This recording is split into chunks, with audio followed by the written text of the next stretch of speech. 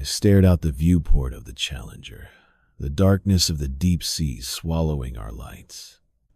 At 0 meters below the surface, the pressure outside could crush a person in an instant. My hands gripped the metal railing, knuckles whitening. "You all right, Mitchell?" Captain Evans' voice came from behind me, his face bathed in the blue glow of the control screens. I turned, forcing a smile. "Just soaking it in, sir." He gave me a skeptical nod. 3 weeks down here, and you still look spooked every time you glance out there." I shrugged. "Just a healthy respect for the abyss, Captain." He chuckled, unconvinced. "Well, that respect's paying off. Dr. Phillips was raving about the extremophiles you pulled yesterday." I nodded, grateful for the praise, and turned back to the window. It was ironic a marine scientist terrified of the deep sea. Yet here I was, on a mission at the ocean's floor. I'd spent years studying these depths from the safety of labs, but being here, surrounded by the crushing weight of water, was something else entirely. My watch beeped, signaling it was time to collect the next batch of hydrothermal vent samples. I grabbed my gear and headed to the collection bay, where the work kept my mind off the endless black outside. Hours slipped by as I processed minerals and biological samples from the vent units we'd deployed. The routine was grounding, a shield against the oppressive reality of our depth. After logging the last sample, I made my way to the mess hall. Sarah Bennett was already there, gesturing animatedly at a tablet, while Michael Harris sat across from her, engrossed in his own screen, nodding absently. "Tom!" Sarah waved me over. "Check these readings." I poured a coffee and joined them. "What's this?" I asked, peering at her tablet. "Pressure anomalies," she said, sliding the screen toward me. "I've been tracking them for a week. These spikes don't match any tidal patterns or currents." The graph showed erratic fluctuations. "Could be a glitch," I suggested. Michael muttered, "That's what I said," without looking up. Sarah shook her head. "I've triple-checked the sensors. It's real. Could be a new deep-sea current, or maybe seismic activity we haven't caught yet." Her eyes sparkled with excitement. I opened my mouth to reply when the door slammed open. Ryan Wilson burst in, his blonde hair a mess, eyes wild. "We've got a problem," he panted. "Japanese research vessel, 20 nautical miles out. Their submersible's stuck at the bottom of the trench." The room went quiet. "How bad?" I asked, my stomach nodding. "Bad," Ryan said. 4 scientists, trapped in a crevice. Can't maneuver out." Sarah stood. "Coordinates?" Ryan nodded. "Captain wants everyone in the command center now." We hurried through the Challenger's tight corridors. The command center was alive with tension. Captain Evans at the central console, speaking into a comms device. "This is Captain Evans of the Challenger. We're receiving your distress call. Over." A crackling voice answered, thick with a Japanese accent. "This is Captain Yamamoto of the Kotoku. Thank you for responding. Our situation is critical," Evans pressed. "We understand your submersible is trapped. Details?" Yamamoto's voice was strained. "The Koan was on an exploratory dive when it became wedged in a crevice at 10,900 meters. They've been stuck for 6 hours. Oxygen is running low." My chest tightened at the depth. Challenger deep, the ocean's deepest point. Evans turned to us. "What can reach that depth?" The chief engineer stepped up. "The Shackleton's rated for 11, 0 meters. "How soon can we deploy?" Evans asked. 3 hours to prep for a rescue." Evans gave a sharp nod. "Get it done." He returned to the comms. "Captain Yamamoto, we're prepping our submersible. What's the Kuon's oxygen status? About 18 hours at current rates, Yamamoto replied. Maybe 24 if they conserve. Understood. We'll keep this channel open. As the room buzzed with activity, I edged toward the door, the thought of diving to the trench's bottom making my skin crawl. Evans caught my eye. Mitchell, Bennett, Harris, stay. Once the room cleared, he faced us. I need 2 volunteers to pilot the Shackleton. The mission is to attach a rescue cable to the Koan and guide it out. Sarah stepped forward instantly. I'm in, Captain, Evans nodded. Your pressure systems expertise will help. He looked at Michael and me. One more. Michael stared at his tablet. I'm not trained for submersible ops. All eyes turned to me. I was the obvious choice, trained on the Shackleton from prior dives, though never this deep. My throat went dry, but I nodded. I'll do it. Evans studied me. You sure, Mitchell? I know your history with deep water. Someone's got to go, I said, my voice steadier than I felt. I know the Shackleton systems best. All right, Evans said. Bennett and Mitchell, you're piloting. Harris, you're monitoring those pressure anomalies from here. If they're real, I want warning before our team hits trouble. Michael nodded. Shackleton will be ready by 400, Evans added. You've got 6 hours to rest and prep. This is high risk. Be sharp. Sarah and I left the command center, her hand briefly on my shoulder. You didn't have to volunteer, Tom. I know how you feel about the deep. I gave a weak smile. Like I said, someone had to. Well, I'm glad it's you, she said. No one I'd trust more piloting with me.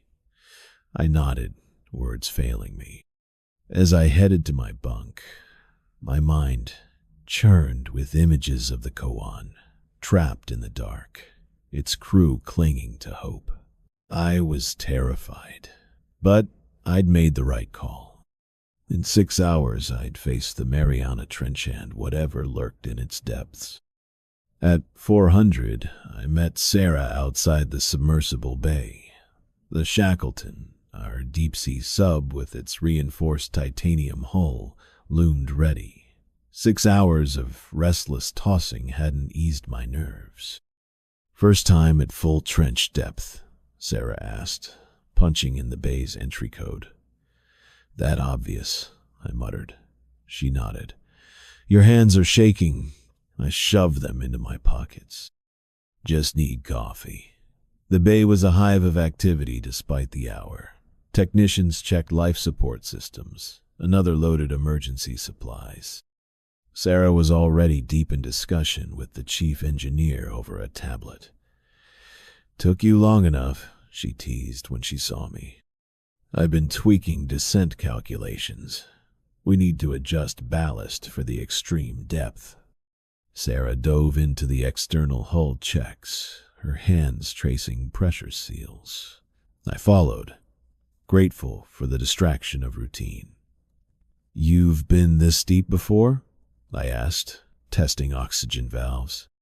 Twice, she said, moving methodically. Puerto Rico Trench, and here, 15 kilometers north of our target. Smooth runs? She paused. Puerto Rico was clean. Mariana, we lost hydraulics at 10, 0 meters. Had to surface manually. My stomach twisted. What happened? Never confirmed. Maybe pressure fluctuations. Noticing my unease, she added. That was older tech. Shackleton's got redundancies for everything critical. For 5 hours, we prepped the submersible. I triple-checked life support, navigation, and comms, while Sarah handled rescue gear and external systems. She relayed updates from the Koan oxygen, dropping faster than expected, down to 16 hours. Captain Evans arrived for a final briefing, pointing to a seafloor map. Descend to these coordinates. The Koan's stuck in a tight crevice. Attach the rescue cable, guide them out, bring everyone back. I raised the pressure anomalies. They're 3 kilometers from your target, Evans said. You should be clear, but keep sensors active, Sarah asked. If we hit anomalies, use your judgment, Evans replied. Rescue comes first, but not at your expense. At 650, we climbed into the Shackleton's cramped cockpit, settling into pilot and co-pilot seats. Screens surrounded us, a large viewport ahead. Last chance to bail, Sarah said, starting the pre-launch sequence. I shook my head. I'm good. Descent profile loaded, she reported. Life support optimal, rescue gear ready. The bay controller's voice crackled. Shackleton, cleared for launch, opening bay doors. Water flooded the bay as the doors parted. Sweat beaded on my forehead as the Shackleton detached, floating free. Launching in 3, 2, 1, Sarah said, engaging descent thrusters. We sank into the black. The Challenger's lights faded quickly as we descended. External lights flicked on, casting a blue glow into the void. Passing 10 meters, Sarah announced, her voice steady. I monitored depth and pressure, the hull creaking, occasionally normal flexing, I told myself. So, Sarah broke the silence. What brings a guy scared of the deep to the deepest place on Earth? I kept my eyes on the screens. Who says I'm scared? Your file mentions deep water anxiety. Plus you look ready to faint, I sighed. Had an incident in grad school. Research dive off Chile. Equipment failure at 700 meters. How long were you stuck? 6 hours. Backup systems held, but I trailed off, recalling the suffocating dark after my lights died, the cold as systems failed. You don't need to explain, Sarah said. I get it. She shared her own story, a solo dive off Okinawa at 19, pushing past her 500-meter certification to 750. My oxygen recycler started screeching like a kettle. Thought they'd blow. What happened? Loose filter cap. Fixed it in seconds once I stopped panicking. She adjusted our descent. Those seconds of terror? Still crystal clear. Her stories of bioluminescent creatures, searing vents. The deep's eerie silence kept me grounded as we sank. 50 meters, she said. Halfway. I checked comms. Challenger, this is Shackleton. Status. 50 meters. All systems normal. Evans' voice returned, tinged with static. Roger. Koan reports 14 hours oxygen. Continue descent. The weight of our depth pressed harder, more water above us than Everest's height, pressure that could pulverize a body. 70 meters, Sarah called. Entering the Hadal zone. I knew this realm, harsher than Mars, home to translucent fish, pressure, defying shrimp, bacteria thriving in impossible conditions. 500 meters, I reported. But the response was garbled. Challenger, repeat. You're breaking up. Fragments came through. Shack, on, descent. Koan, 12 hours. Sarah tweaked the comms. Interference zone. We'll lose clear contact soon. Great, I muttered. Beacon still active, she said. They'll track us. At 90 meters, comms dissolved into static. We descended in silence, only the hum of systems and hull creaks. 10 meters, Sarah said. Approaching maximum depth. The darkness was absolute, our lights barely piercing it. Marine snow drifted past. There, Sarah pointed. Sonar's got the Koan. I checked. 10,900 meters. Closing in. Visual soon. At 10,910 meters, our lights caught a glint of Metalla submersible wedged in a rocky crevice, one side battered. Koan. This is Shackleton, I transmitted. Do you copy? The video screen flickered, revealing 4 exhausted faces. Dr. Hiroshi Tanaka spoke, voice strained but precise. This is Koan. Thank you for coming. Our situation is critical. We're here to get you out, I said. Status? Oxygen critical, life support failing, hull compromised in Section 3. He hesitated. And our instruments are malfunctioning. How so? Sarah asked, positioning the Shackleton above the Koan. Impossible readings, Tanaka said. Pressure spikes defying physics. Temperature drops to near absolute zero, then normal again. When did this start? I asked. An hour ago, after we detected movement, large scale below us. Sonar showed a massive object, unlike anything known. Dread coiled in my gut. We need to move fast, Sarah said, activating robotic arms. I'll get within 2 meters of their hatch to secure the cable. She maneuvered with precision, aligning with the Koan's attachment point. The arms extended, grasping the rescue cable. Almost there, she whispered, focused. Then our sonar pinged a new contact. What's that? I adjusted the settings. Something below. It's huge. How huge? Sarah asked, not looking up. I rechecked, heart pounding. Massive. And rising. The water darkened, our lights dimming, not a power issue, something else. On the video, Tanaka's eyes widened, staring past his viewport. His team pointed, shouting silently. What are they seeing? I asked, dread surging. Thomas, Sarah's voice wavered. Look, I peered down through the viewport. At first, only darkness. Then it moved, flowing, shifting. A colossal shape rose from the abyss, bending light around its edges, impossible to comprehend. The entity below us was both solid and fluid, its edges folding inward in ways that strained my vision. Pulsing lights danced across its surface in chaotic, incomprehensible patterns. As it rose closer, I knew it couldn't exist in the world I understood. Yet there it was, vast and undeniable, dwarfing our submersibles.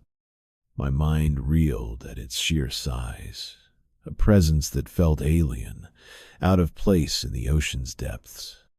I gripped the Shackleton's controls until my hands ached, the sub lurching as the entity displaced water, creating sudden, violent currents. Alarms blared across the console, warning lights flashing. Stabilizing thrusters engaged, I said, my voice sounding foreign, strained. The thing ascended with an eerie grace, its massive form bending in ways that defied logic, as if parts of it existed beyond my sight. On the video feed, Dr. Tanaka pressed himself against the Koan's viewport. His colleagues huddled back in fear. Tanaka's eyes were wide, transfixed by the entity's glowing patterns. Those lights held me too, flickering in sequences that teased at meaning, just beyond grasp. Blue and green spots shifted into shapes that morphed with every glance. Not just illumination, but a signal, a message I couldn't decode. I blinked, and the Shackleton's interior warped controls wavered, buttons sliding across the panel, walls pulsing like living tissue. My navigation screen flickered with strange, unrecognizable symbols. Another blink, and things snapped back, but not quite right. The panel subtly altered in ways I couldn't pinpoint. "Yuki," I croaked. "Do you see this?" "Focus," she snapped, her voice taut, hands steady on the manipulator controls. Her lips moved silently, muttering something. Leaning closer, I caught fragments. None. Euclidean transitional phasing. 7-dimensional counterbalance. Asymptotic convergence. The words were gibberish. Advanced physics, far beyond our training. "Almost there," she said louder, guiding the robotic arms toward the koan's hatch, the rescue cable inches from locking. The video feed jolted Tanaka's palms pressed harder against the glass, his team trying to pull him back, but he resisted with unnatural force. The entity pulsed faster, its lights strobing. A tendril, neither liquid nor solid, snaked between our subs, brushing the koan's hull. Tanaka screamed, a sound that tore through our audio, reverberating in the Shackleton's frame, searing into my bones. It wasn't just loud, it was wrong, carrying frequencies no human should hear. My teeth ached, a metallic taste flooding my mouth. On the screen, dark veins spread from Tanaka's fingertips, spiderwebbing up his arms, neck, and face in impossible patterns. His features melted, skin liquefying, his mouth stretching grotesquely wide, eyes bulging then splitting into multiples. His body warped, defying biology. "Thomas!" Yuki's voice broke through. "Help with ascent." I fumbled for the controls, engaging the winch to tighten the cable, while Yuki positioned us to free the koan from the crevice. The entity wasn't done. More tendrils coiled around both subs, frost blooming on our viewport where they touched, ice crystals twisting into unnatural shapes. The external camera feed distorted, fracturing into recursive patterns. "What is that thing?" I asked, knowing no answer could suffice. Yuki's response was instant, robotic. Non-locally manifesting higher dimensional intersection. Our 3-dimensional perception sees only a projection of its true form. Her words chilled me. How could she know this? "Emergency ascent engaged," she announced, hands blurring over the controls. "Max thrust. Hold on." The Shackleton's engines roared, straining against the entity's pull. The cable held, dragging the koan free. Alarms screamed as systems pushed past limits. My vision splintered, lights fractured into prismatic arcs. The console layered into conflicting readouts, Yuki's movements leaving ghostly trails. "Thomas," her voice echoed from all directions. "Stay conscious. Focus on something fixed." I tried to reply, but words wouldn't form. The cabin's pressure surged and dipped, gravity itself fluctuating, pinning me down and lifting me. Yuki's grip on my arm burned, her nails cutting deep. The pain jolted me, briefly clearing the haze. "Count with me," she ordered. 1, 2, 3. I tried, but numbers twisted in my mind, infected by the entity's lights. Her grip tightened. Blood from my arm floating in the air, defying gravity. My vision darkened. Yuki's calm face eyes, bloodshot, hands mechanical, the last thing I saw before reality shattered. Pain woke me, a deep, pervasive ache that made breathing a chore. Blurred white ceilings came into focus, the Challenger's medical bay. "He's waking," a woman said. Dr. Emma Phillips adjusted my IV, her face calm but guarded. Monitors hummed, air hissing softly. "What happened?" I rasped. "Don't move much," she said, injecting something into my fore. Cool relief spread, dulling the pain. "The koan?" I asked. "Rescued, more or less," she said, avoiding my gaze as she checked my vitals. "Captain Evans will brief you when you're stable." The medication revealed new sensations: stiff muscles, itchy bandages on my arms and chest, a parched throat. A wall calendar showed 5 days crossed off since our descent. 5 days, blank in my memory. "I've been out for 5 days?" I asked, grappling with the gap. Phillips nodded. "This is the first time you've been coherent enough to talk." She handed me water. Small sips. The metallic taste eased my throat. Bandages crisscrossed my body, the cuts beneath them oddly deliberate, not random gashes. "What happened to me?" I asked. "Lacerations from the ascent," Phillips said. "You hit broken equipment, per Yuki. Nothing critical, luckily." Her words felt rehearsed, incomplete. Flashes of memory lights, Yuki's counting. Reality unraveling offered no clarity. "Tanaka and the others?" I pressed. "Alive," she said neutrally, scribbling in my chart. "Rest. I'm notifying the captain." She left. I tested my limbs, wincing as muscles protested. The bandage patterns hinted at intent, not accident. Before I could dwell, the door opened. Yuki entered, her posture rigid, movements precise. Something about her was off too still, too mechanical. "Good to see you awake," she said, stopping by my bed. Her voice was calm but emotionless, her eyes still bloodshot from the ascent. 5 days? I asked, studying her. 5 days, 7 hours. Approximately 22 minutes since emergency ascent, she said with eerie exactness. "What happened down there?" I demanded. She glanced around, then met my gaze. "We completed the rescue despite complications, extracted the koan, and surfaced." "Complications?" I echoed.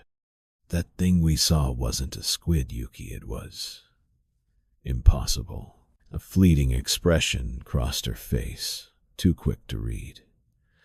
"The deep holds anomalies we haven't cataloged," she said. "Impossibility is a perceptual limit, not reality. Our senses can't fully interpret higher dimensional structures." Her words echoed her earlier, unsettling jargon. "How do you know that?" I asked. "How did we surface?" She looked away. "I executed ascent protocols, maintaining trajectory despite variable pressures. Shackleton's systems held until the final one, 0 meters, when multiple failures occurred. The koan sustained heavy damage. Tanaka had a physiological reaction to pressure anomalies. Her evasions were deliberate, her gaze avoiding mine, fixating on the wall. "You're holding back," I said. Her hand brushed her wrist, tracing an odd pattern on her skin. "You're not ready for more," she said. "Evans will brief you." She turned and left, her movements unnaturally stiff. Alone, I wrestled with her change. The Yuki who'd shared dive stories was gone, replaced by this detached figure spouting physics nonsense. The unknown gnawed at me, more terrifying than any truth. Hours passed, Phillips checking in, dodging my questions with clinical platitudes. I drifted through fractured dreams of lights and shapes. Evan's arrival woke me, his face haggard. "Good to have you back, Mitchell," he said, sitting by my bed. His direct gaze held caution. "I need your account of the rescue." I recounted the descent, the koan, the entity's impossible form, Tanaka's transformation. Evans listened, expression blank, though his jaw tightened at Tanaka's fate. After that, he prompted. Nothing, I admitted. Reality broke. Yuki was counting, keeping me grounded then. Blackout. A headache pulsed as I spoke. That matches our logs, Evans said. Shackleton and Koan data. Corrupted, fragmented audio. Partial readings. Nothing solid. Convenient, I muttered, instantly regretting it as his eyes narrowed. Convenient, he said sharply. I've got a wrecked submersible, 4 researchers in distress, and crew with unexplained symptoms. Sorry, sir, I said. He waved it off. Tanaka's quarantined in a separate med bay under strict protocols. 2 Koan scientists are stable but unresponsive. The 4th hanged himself 36 hours post. Rescue. No note. Shock hit me. He what? Evans stood. We're heading to Guam, ETA, 3 days. Authorities will take over the investigation. Of what? I asked. He paused at the door. Evans' words hung heavy. What happened down there wasn't just a glitch or some undiscovered fish, Mitchell. You know that as well as anyone. He faced me, his expression unyielding. Rest. Heal. We'll talk when you're stronger. He left, and the medical bay's silence pressed in. I sat, grappling with the weight of it alone.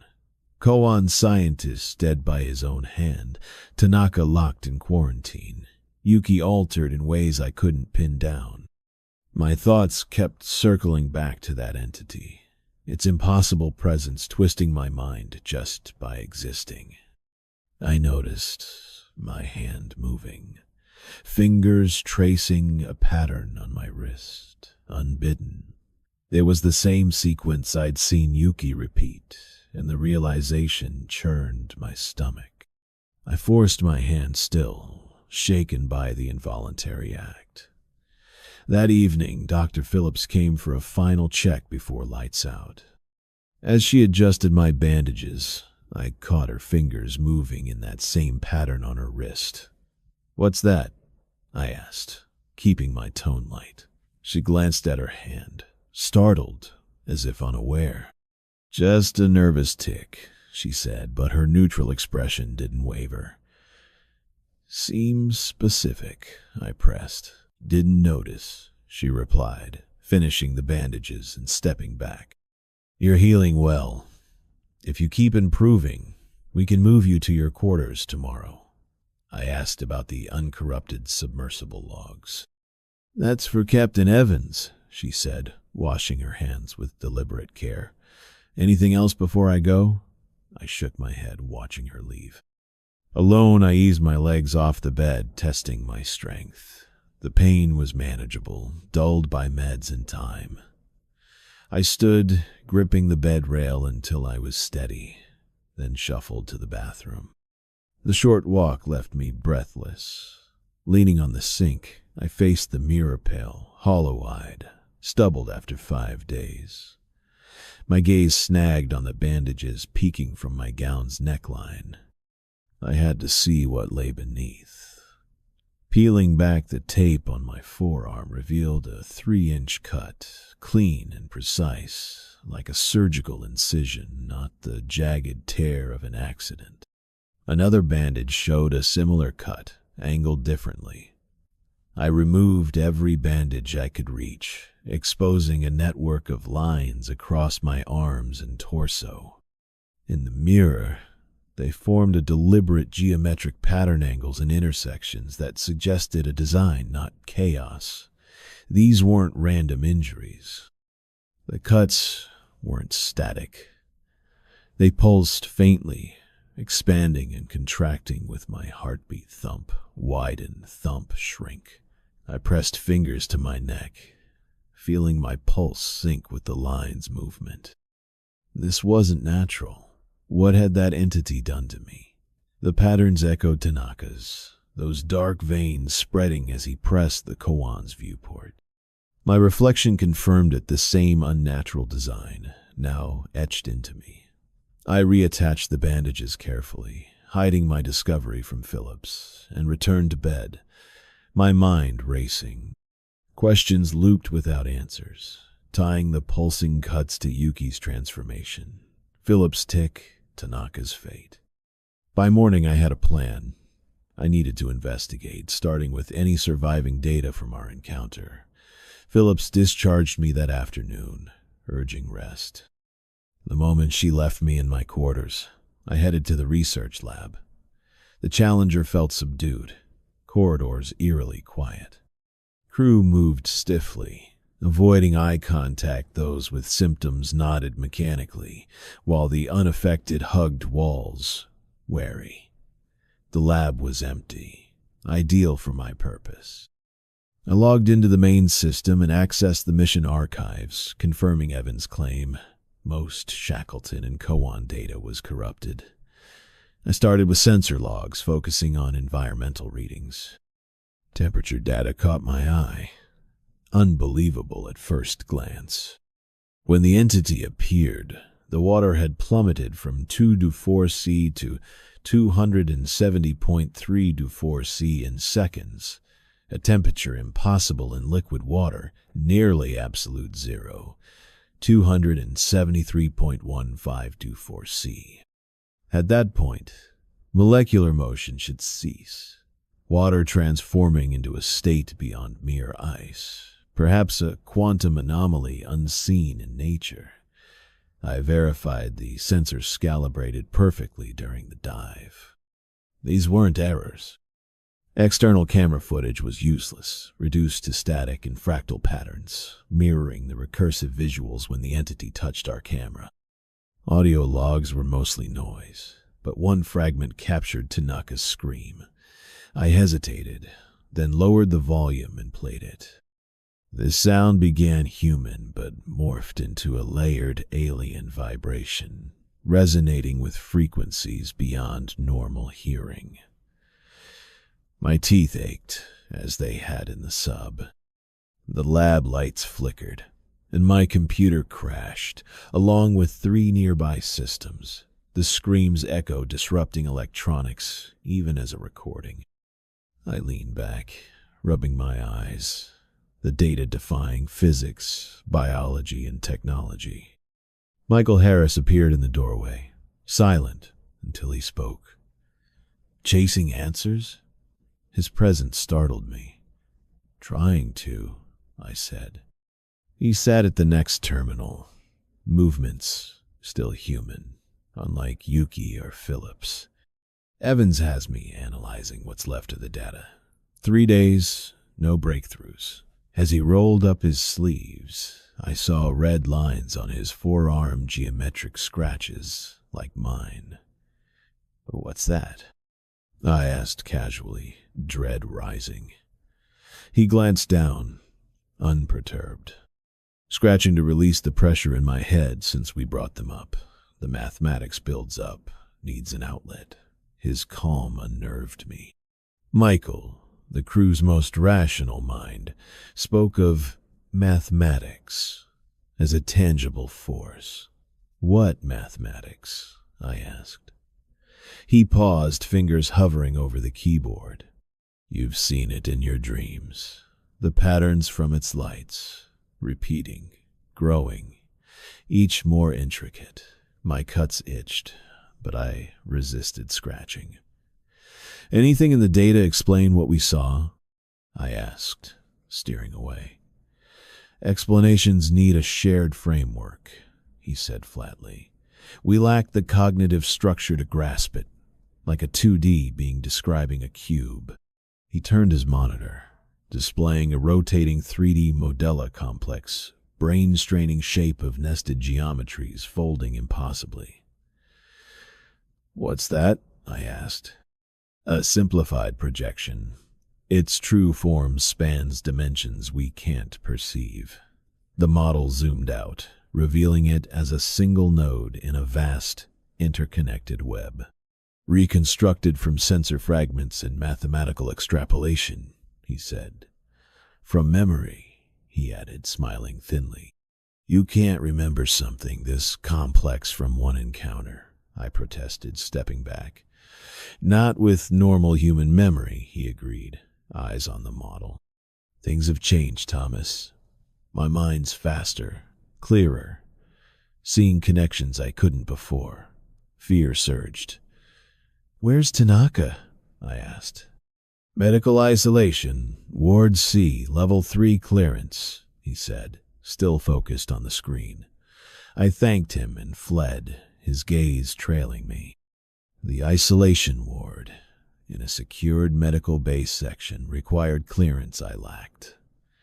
I spent hours observing staff rotations, identifying a window during shift change when Junior Tech Lee manned the desk alone. Lee, eager to please senior scientists, was my way in. At the right moment, I approached with feigned authority. Lee, I need 5 minutes with Tanaka, Evans' orders. He frowned, checking his tablet. No authorization, Dr. Mitchell. I showed a forged report on my tablet. Just came through. Evans needs me to check for contamination biomarkers, spreading among the crew. Lee wavered. Phillips was strict about isolation. This is from the captain, I pressed. 5 minutes. Through the quarantine glass, no contact.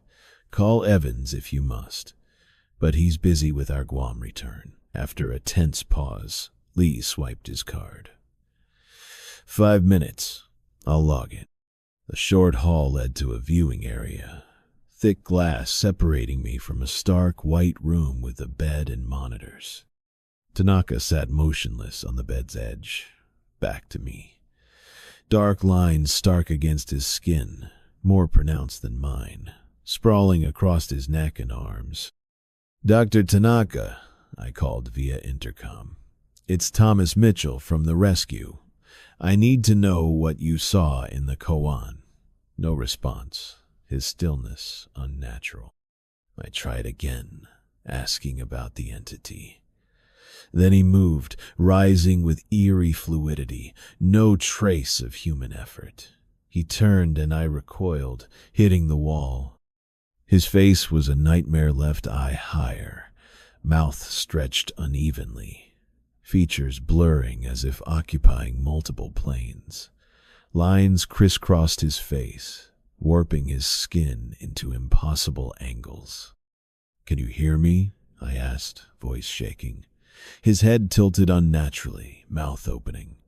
I braced for a scream, but a chorus of voices spoke, layered and wrong. Understanding requires perceptual equivalence. You're limited to 3-dimensional processing. What happened to you? I asked. Expansion, he said, eyes locking on me. The entity rewired my neural structure for higher dimensional data. Are you still human? A distorted laugh followed. Humanity is a narrow cognitive state. I recall it, but I've surpassed its constraints. I exposed my cuts.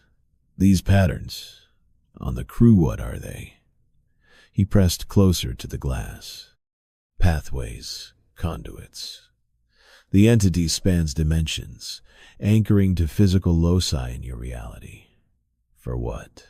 Purpose assumes linear cause. It exists beyond such limits. But if you need translation, to teach, reshape, elevate. One of your crew killed himself, I said. That's not elevation. Not all minds withstand dimensional awareness, he replied. Some collapse. The intercom cut off Lee's voice. Time's up, Dr. Mitchell. Tanaka returned to the bed, back turned, as if our talk never happened. I stumbled to my quarters, mind reeling. The entity wasn't a creature, but a multi-dimensional force, using us as bridges to our world. For communication, control, transformation. Exhausted, I entered my cabin, freezing as I saw Sarah Bennett on my bed, posture rigid. Thomas, she said, voice cold. I've been waiting. How'd you get in? I asked, staying by the door. Codes are patterns, derivable with the right mathematics. She stood, movements unnaturally smooth. We need to talk about the dreams, the mathematics of reality. Blood seeped through her sleeve where she scratched. Sarah, you're hurting yourself. She glanced at her arm, indifferent. It's worth it for clarity. She revealed her arm geometric cuts, some fresh, others scarred from repeated scratching. The dreams started 3 nights ago, she said, unconcerned. Recursive sequences unveiling reality's mathematical core, each pattern more intricate, more beautiful. Sarah, something's changing user minds, our bodies, I said. Her eyes lit up, but not with her old warmth. Exactly. We're being rewired, neuron by neuron, for higher dimensional processing. That doesn't scare you? Fear comes from uncertainty. I have none. She stepped closer. Last night's dream showed our future, Thomas beyond. 3-dimensional limits, a reality too vast for words. She scratched deeper, blood dripping, face serene. The entity's a nexus of dimensional planes. Its appearance no accident, but a mathematical convergence. I reached for her arm. Let me help, she jerked back. No, the patterns must hold. They calibrate us to its frequencies. This isn't you, I said. I'm more myself than ever, she countered. Science seeks truth. I know more than all human science. She spoke of equations, unifying physics, resolving ancient paradoxes, her movements eerily precise. Embrace it, Thomas. The pain fades when you stop fighting. You'll see colors beyond perception. I saw Tanaka, I said. That's not beauty, it's destruction. Her head tilted like his. Not destruction, expansion. We're transcending humanity. She glided to the door. The change is in you, Thomas. Your mind's patterns are aligning. In 3 days, when we reach Guam, enough of us will be ready to spread the pattern. Spread how? I asked, but she was gone, leaving blood drops on the floor. I locked the door, collapsing onto my bed, thoughts chaotic. The entity was infecting us, rewriting our bodies and minds to serve its purpose. My cuts itched, fingers twitching to scratch, to deepen the patterns. I stopped myself. 3 days to Guam. 3 days to uncover the truth and stop this before it reached land. 2 days later, I sat in my quarters, studying a tablet chart, listing 7 name screw with geometric patterns, tracing wrist sequences, spouting dimensional jargon. I documented their decline, mechanical movements, emotionless speech, obsession with incomprehensible math. My own cuts, though healing, itched constantly. I caught myself scratching, deepening the patterns, and had to force my hand away. Sleep eluded me, dreams plagued by expanding, folding geometries. The ship's intercom crackled. Captain Evans. Emergency protocol active. Guam ETA 3 days, 4 hours. All crew report for medical evaluation, per posted schedules. His voice was weary, but he showed no symptoms. Yesterday, I'd shown Evans my findings, prompting immediate quarantine and a faster course to Guam. Fuel be damned. I headed to the lab, the Challenger's halls, unnaturally quiet. Symptomatic crew moved like automatons, while the few unaffected avoided contact. In the empty lab, I prepared a blood sample, my arm trembling. Under the microscope, my cells looked normal until high magnification revealed crystalline structures between them geometric, like my skin's patterns. They shifted when unobserved, fixing only under my gaze, like quantum particles, but impossibly macroscopic. Each blink rearranged them, forming parts of a larger mathematical network, deliberate and purposeful. After hours, I formed a hypothesis, defying science, yet fitting our ordeal. The entity existed across dimensions, its contact making us conduits for higher dimensional forces. The patterns were mathematical bridges, enabling this crossover. Neural rewiring explained the crew's obsession with alien geometries, their mechanical precision, and emotional detachment in minds, adapting to process the incomprehensible. I typed my theory. The entity, encountered at 10,910 meters, spans dimensions beyond our reality. Contact altered human biology at the quantum level, manifesting higher dimensional structures in three-dimensional hosts our bodies. The geometric patterns encode formulas for dimensional bridging, restructuring neural pathways to handle alien data beyond human cognitive evolution. This accounts for behavioral shifts, mathematical fixations, and loss of conventional humanity. If my theory held, the entity wasn't merely altering people, it was using them as conduits to infiltrate our reality.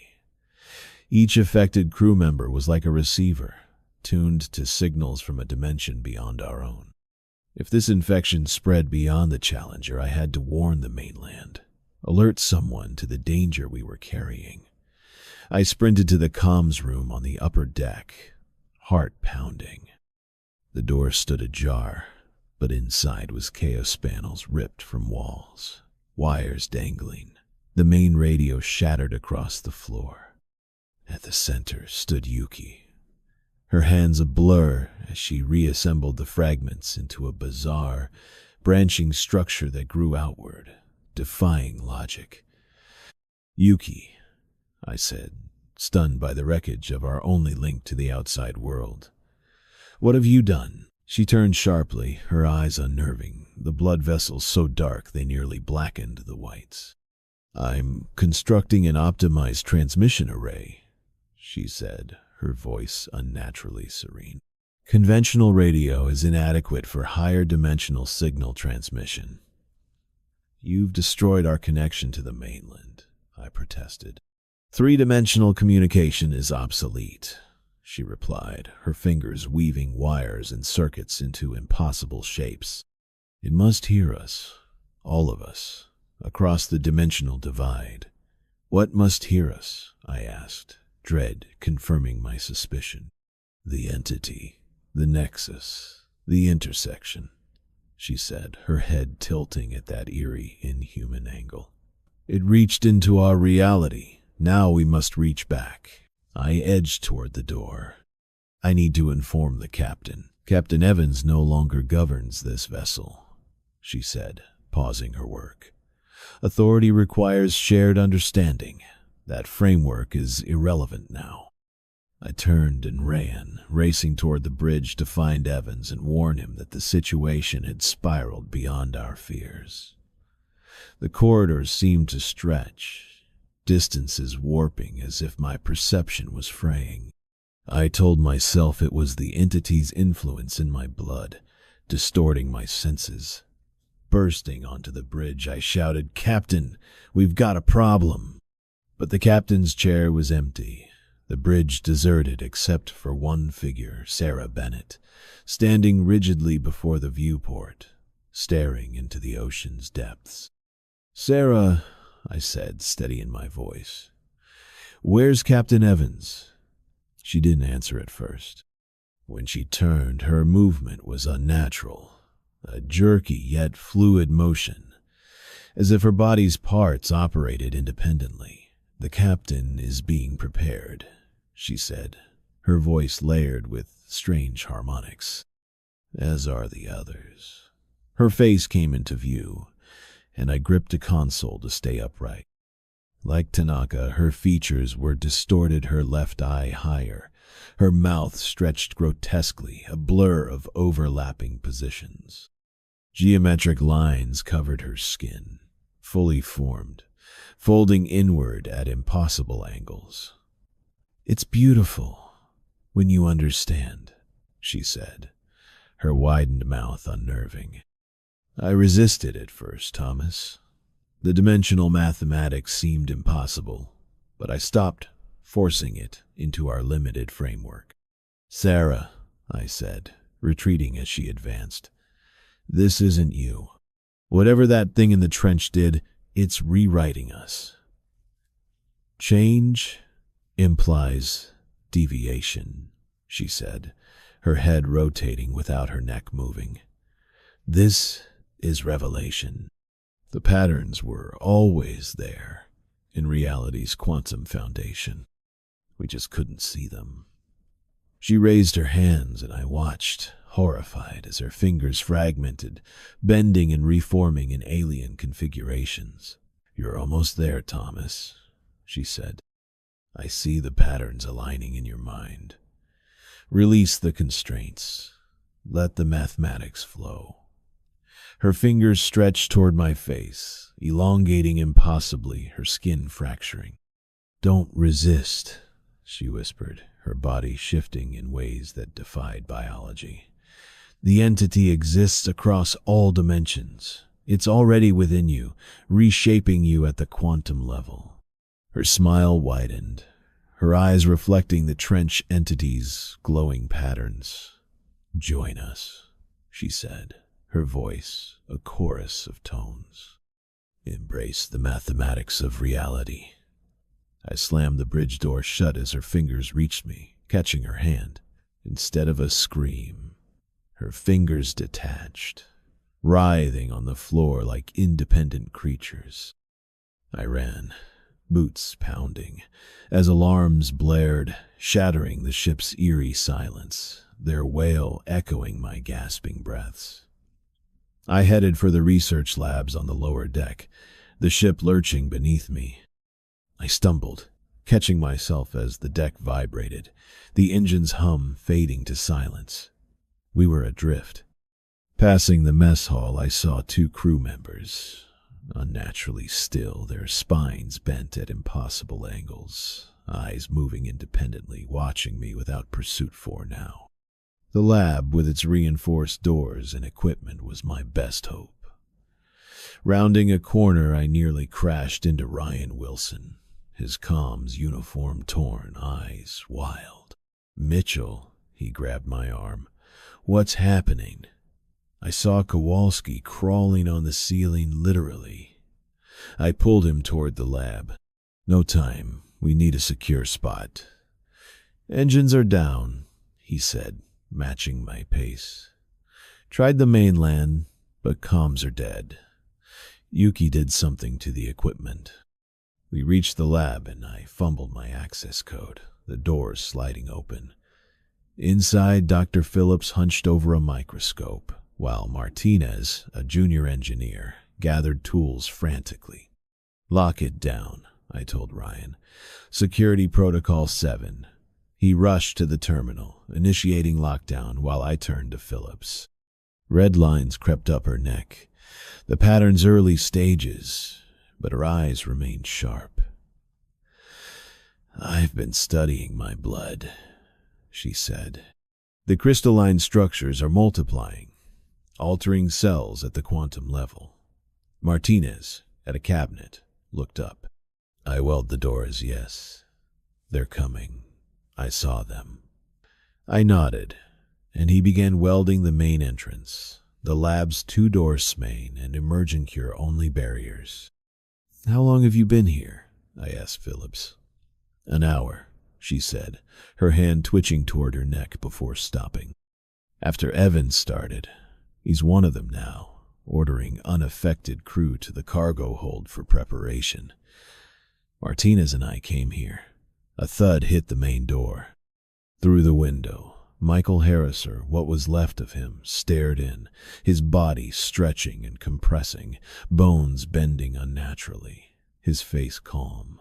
"Ryan," I said, "where are we?" "Philippine Sea," he replied from the terminal. 3 days from Guam if we had engines, which we don't. Martinez finished the main door and moved to the emergency exit. This holds for now, not forever. What are these people? I steadied myself.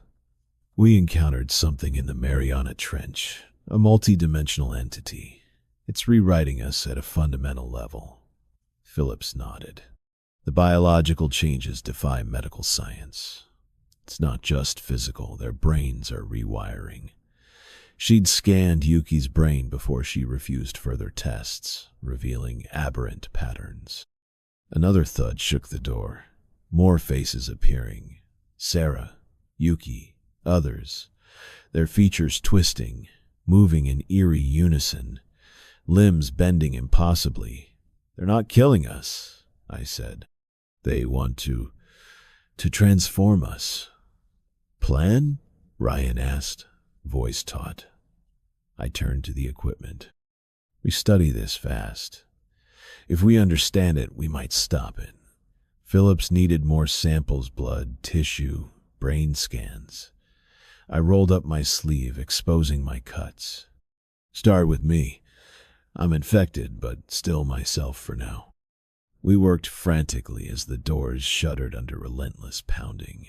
Phillips sampled my blood and hers, both marked by patterns, while Martinez barricaded the entrances with heavy equipment. Ryan tried the lab's radio, finding only static. Under the microscope, my blood's crystalline structures had grown, forming intricate patterns hourly. Phillips called me to her station, where a neural scanner displayed brain activity. The thought patterns matched the blood's crystalline structures and our skin's patterns, she said. The geometric designs linked our minds, blood, and skin. It's a virus, I said, a higher dimensional one, using mathematics as its code. Phillips, scratching her neck before stopping, nodded. Viruses need a vector. How's it spreading? Recalling the entity's pulsing lights, I said. Its light patterns encoded information our brains absorbed and replicated. Why the scratching? She asked. The entity exists in higher dimensions, I said. It needs anchors here. The patterns are mathematical conduits, bridging dimensions. Martinez, at the emergency exit, said, like antennas for signals from elsewhere. Exactly, I said, rummaging through cabinets for a pulse generator, amplifiers, and projectors. If we disrupt those signals, Martinez helped assemble a device. What's this? Ryan asked, abandoning the radio. An EMP generator, tweaked to disrupt the dimensional signal, I said. If the crew are receivers, we can jam the transmission. Phillips, her movements stiffening, added, the quantum resonance must match the interference pattern. I calibrated it to the crystal's inverse frequency. The pounding ceased, the window empty. Where'd they go? Martinez whispered. A groan from above answered the ceiling vent, buckling under weight. They're in the vents, Ryan said, retreating. I connected the device's final wire. It's ready, range unknown. The vent grate tore free. Sarah's distorted face emerging, her body slithering down, joints reversing, limbs elongating. I activated the EMP generator, a piercing whine filling the lab as blue-white light pulsed in rings. Sarah froze, convulsing, her skin's patterns flaring red, then dulling. Her face flickered between monstrous and human. Thomas, she gasped, her voice warm, familiar, eyes clear. What's happening? Tears streamed down her face. It's still in me, but your field's blocking its signal. Sarah, what is it? I asked, holding the device. It's not evil, she said, trembling. It's beyond comprehension. First contact with something from dimensions we can't grasp. It's translating us to perceive reality's truth by destroying us, I countered. It doesn't understand individuality, she said, pain twisting her voice. We're projections of higher beings to it, and it's freeing us. The device overheated, light flickering. The field's failing, Phillips warned, her voice warping as her neck's patterns pulsed. Sarah's limbs stretched, her face reverting. You can't stop it, she said, harmonics returning. The patterns will complete. There's a way, I insisted. The ship, Sarah gasped, human again briefly. The quantum stabilization system in the auxiliary bay for quantum experiments. It might... Her face twisted fully, clarity gone. She lunged, fluid and fast. Martinez struck her with a canister, but she turned unfazed. The main door, Ryan shouted. The welded entrance glowed red-hot, warping under immense force. We need the auxiliary bay, I yelled, grabbing the failing generator. Phillips pointed to a maintenance hatch in the floor, leading to service tunnels. Martinez pried it open as Ryan grabbed lights. Changed crew filled the lab, moving stiffly. The main door buckled, more pouring in. I triggered the generator's final pulse, disorienting them. We dropped through the hatch, Martinez sealing it as hands reached down. The dark, cramped tunnel lit only by Ryan's lights echoed with pursuit. They're in the tunnels, Martinez whispered. 2 sections to the auxiliary bay, I said, leading. The quantum stabilization system, an experimental tool for fixing quantum states, could lock us into 3-dimensional reality, countering the entity's influence. We climbed down a shaft, Ryan first, then Martinez, Phillips, and me, glancing up to see multi-eyed faces peering from above. The auxiliary bay was empty, a relief. I powered up the dormant system, designed for quantum experiments but never ship-wide. Help reroute power, I told Martinez, who connected auxiliary lines. Ryan secured the door as Phillips, increasingly mechanical, adjusted the emitter. Will it cover the ship? Ryan asked. Not fully, I said, entering commands. But amplifying through the power core might reach most areas. Banging erupted at the door. Evan's transformed face at the window, patterns covering his skin. Hurry, Ryan urged. Martinez finished the coupling. I activated the system, a low hum growing as blue-white rings spread, far stronger than our generator. Evans convulsed, his face shifting back to human. Human screams of confusion echoed ship-wide, not the trench's reality-warping cries. Phillips collapsed, shaking, her neck's patterns fading. It's working, she whispered, eyes clear. The field stabilized, covering most of the ship. Through the window, crew stumbled, bodies reverting. Some unconscious, others staring at their hands in bewilderment. I helped Phillips up as the system hummed steadily. How long? Martinez asked. 3 days, maybe 4 with non-essential power diverted, I said, checking readings. What happens when it fails? Ryan asked. I touched my arm's dormant patterns. This is temporary. The signal's blocked, but the changes are embedded. Phillips nodded. We've bought time. Enough for Guam? Ryan asked. Maybe. If we restart the engines, I said, moving to the comms terminal. We need to warn them. Martinez checked diagnostics. Engines were shut down, not damaged. With the crew human again, we can try restarting. I looked at my 3 unaffected allies, Phillips, and I only stable due to the field, still carrying the entity's mark. This was a pause, not a cure. We find Evans, I said. See if he's himself. We opened the door cautiously, finding corridors strewn with crew, some dazed, others unconscious, all human again.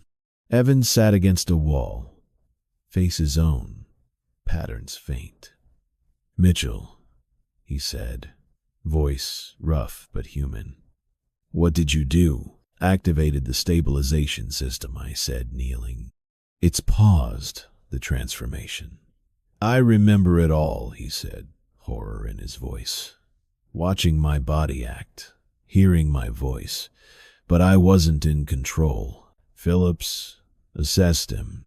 It's reverted everyone transformation, but we're not normal." Evans stood with my help. "How long?" 3 days. 4 with power cuts," I said. He nodded, scanning the hull. 3 days to reach Guam and plan our next move. I stayed silent, the truth heavy. The entity had altered us at a quantum level, the field merely a delay. As we helped Evans to the bridge, crews stirring around us, we had 3 days of humanity, 3 days to prepare for a reality our minds weren't built to comprehend, whether we wanted it or not.